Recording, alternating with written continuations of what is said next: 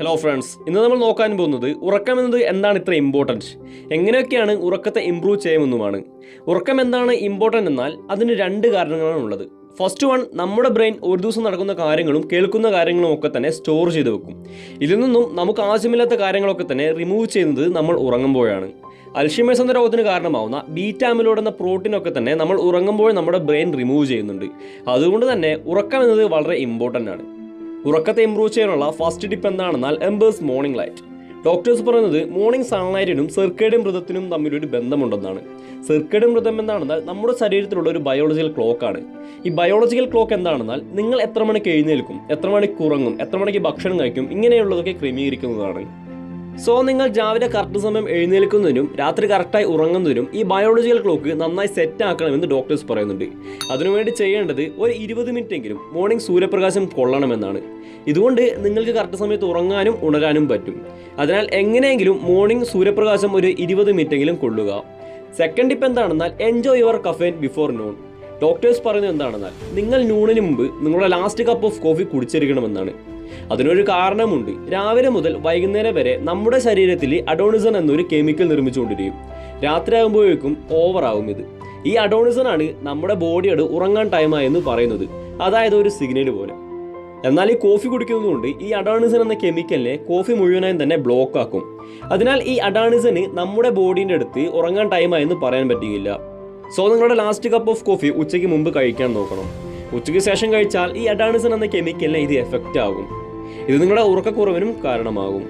Tips number 3, manage your commotion. നിങ്ങൾ ഉറങ്ങുന്നതിന് മുമ്പ് നിങ്ങളുടെ ബ്രെയിൻ വല്ലാതെ തന്നെ ഹൈപ്പർ ആക്റ്റീവ് സ്റ്റേറ്റിൽ ഉണ്ടാകരുത്. അതായത് നിങ്ങൾ ഉറങ്ങുന്നതിന് മുമ്പ് എമോഷണലായ സബ്ജക്റ്റ് പോലെയൊക്കെയുള്ളത് ചിന്തിക്കാതിരിക്കുക. ഇങ്ങനെയൊക്കെ ചിന്തിച്ചാൽ നിങ്ങളുടെ ബ്രെയിൻ അത് എഫക്റ്റ് ആകും. നിങ്ങളുടെ മൈൻഡ് വല്ലാതെ ആക്റ്റീവ് ആകും.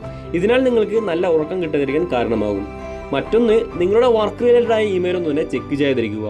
നിങ്ങളിപ്പോൾ രാവിലെ മുതൽ വൈകുന്നേരം വരെ വർക്ക് ചെയ്ത് പിന്നീട് ഉറങ്ങാൻ നോക്കുന്ന സമയത്ത് വർക്ക് റിലേറ്റഡ് ഇമെയിലൊക്കെ നോക്കിക്കഴിഞ്ഞാൽ നിങ്ങളുടെ ബ്രെയിൻ കോൺസ്റ്റൻ്റായി തന്നെ വർക്ക് ചെയ്തുകൊണ്ടിരിക്കും.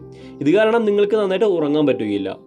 മറ്റൊന്ന്, ഹൊറർ ഫിലിം കാണുന്നത്, ത്രില്ലർ ഫിലിം കാണുന്നത്, ബാങ്ക് ബാലൻസ് ഒക്കെ നോക്കുന്നത്, ഇങ്ങനെയൊക്കെയുള്ള ക്രിട്ടിക്കലായിട്ടുള്ള കാര്യങ്ങളൊന്നും ഉറങ്ങുന്നതിന് മുമ്പ് നിങ്ങൾ നോക്കാതിരിക്കുക. ഇങ്ങനെ നോക്കിക്കഴിഞ്ഞാൽ അത് നിങ്ങളുടെ ഉറക്കത്തിനെ എഫക്റ്റ് ചെയ്യും. ഇത്തരത്തിലുള്ള 3 കാര്യങ്ങൾ നിങ്ങൾ ഉറങ്ങുന്നതിന് മുമ്പ് ചെയ്യരുത്. ഇത് എത്ര ഇമ്പോർട്ടൻ്റ് എന്നാൽ ഈ വോൾക്സ്വാഗൻ കാർ കമ്പനിയിലെ എംപ്ലോയീസിന് വർക്ക് കഴിഞ്ഞാൽ അവരുടെ ഇമെയിൽ ചെക്ക് ചെയ്യാൻ സമ്മതിക്കില്ല. വോൾക്സ്വാഗൻ പോലൊരു കമ്പനി ഇങ്ങനെ ചെയ്യുന്നുണ്ടെങ്കിൽ നിങ്ങളും ശ്രദ്ധിച്ചോളൂ.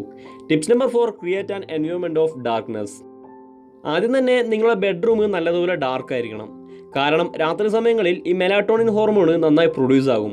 ഇതിനാൽ എത്രത്തോളം നിങ്ങളുടെ ബെഡ്റൂം ഡാർക്കാണോ അത്രത്തോളം നിങ്ങളുടെ മെലാറ്റോണിൻ്റെ അളവ് കൂടും, നിങ്ങൾക്ക് നല്ല ഉറക്കവും ലഭിക്കും. രണ്ടാമത്, നിങ്ങൾ സ്മാർട്ട് ഫോൺ നോക്കിക്കൊണ്ട് കിടന്നുറങ്ങിയാൽ അതിലെ ബ്ലൂ ലൈറ്റിൽ നിന്ന് വരുന്ന വേവ് ലെങ്ത്തും സൺലൈറ്റിൽ നിന്നും വരുന്ന വേവ് ലെങ്ത്തും മാച്ചാണ്. സോ ലിറ്ററലി നിങ്ങൾ ഉറങ്ങുന്നതിന് മുമ്പ് സൺലൈറ്റ് നോക്കി ഉറങ്ങുന്നത് പോലെ ഉറങ്ങിയാൽ നിങ്ങൾക്ക് എന്താണ് സംഭവിക്കുക എന്നാൽ നിങ്ങളുടെ മെലാറ്റോണിൻ്റെ പ്രൊഡക്ഷൻസിന് എഫക്റ്റ് ആകും. നമ്മൾ നേരത്തെ പറഞ്ഞ ബയോളജിക്കൽ ക്ലോക്സിനും ഇത് എഫക്റ്റ് ആകും. ഇതിനാൽ നിങ്ങൾക്ക് ശരിയായ രീതിയിൽ ഉറങ്ങാൻ പറ്റുകയില്ല. മൂന്നാമത്, നിങ്ങൾക്ക് ഫോൺ നോക്കാതെ ഉറങ്ങാൻ പറ്റുന്നില്ലെങ്കിൽ അതിനൊരു സൊല്യൂഷൻ ഉണ്ട്. നിങ്ങൾ ഇങ്ങനെയുള്ള യെല്ലോ കളേഴ്സ് ഗ്ലാസ് യൂസ് ചെയ്ത് മൊബൈലിൽ നോക്കിക്കഴിഞ്ഞാൽ അത് ബ്ലൂ ലൈറ്റിനെ കംപ്ലീറ്റ് ആയി ഫിൽട്ടർ ചെയ്യും. നാലാമതായിട്ട്, നിങ്ങളുടെ റൂമിലെ ലൈറ്റ്സ് ഒക്കെ തന്നെ ബയോളജിക്കൽ ക്ലോക്കിനെ ചെറിയ രീതിയിൽ ബാധിക്കും. എന്നാൽ ഈ റെഡ് ലൈറ്റ് യൂസ് ചെയ്താൽ ബയോളജിക്കൽ ക്ലോക്കിനെ അധികം എഫക്റ്റ് ചെയ്യില്ല. സോ പറ്റുന്നതുപോലെ നിങ്ങൾ ബെഡ്റൂമിൽ ഈ റെഡ് ലൈറ്റ് യൂസ് ചെയ്തോളൂ. അഞ്ചാമതായി, നിങ്ങളുടെ റൂമിൻ്റെ ടെമ്പറേച്ചർ 17 ഡിഗ്രിയിലാക്കിയാൽ നിങ്ങളുടെ ബോഡിയിലെ ടെമ്പറേച്ചർ ഒരേ ലെവലിൽ എത്തിക്കൊള്ളും. നിങ്ങൾക്ക് നല്ല ഉറക്കം വരികയും ചെയ്യും. നിങ്ങൾക്ക് എൻ്റെ ഈ വീഡിയോ ഇഷ്ടമായിട്ടുണ്ടെങ്കിൽ ലൈക്ക് ചെയ്യുക, കമൻറ്റ് ചെയ്യുക, ഫ്രണ്ട്സ് ആൻഡ് ഫാമിലിക്ക് ഷെയർ ചെയ്യുക.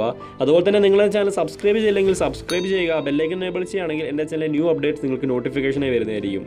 അവസാനമായി, താങ്ക് യു ഫോർ വാച്ചിങ്.